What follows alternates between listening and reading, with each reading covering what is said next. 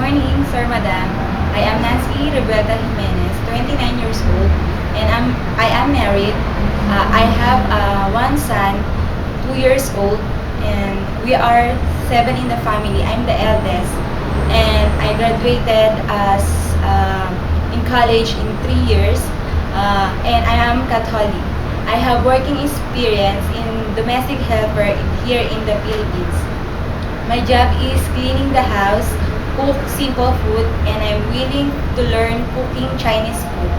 I go to market, wash dishes, clothes, mop the floor, and prepare the school uniform for kids and help them in their assignment. My hobbies are listening to the music and cooking. I want to work abroad because I want to have a better future for my family. Sir, Madam, if you choose me as one of your maids, I will do all my duties and responsibilities. Ma'am, I am honest, patient, and hardworking.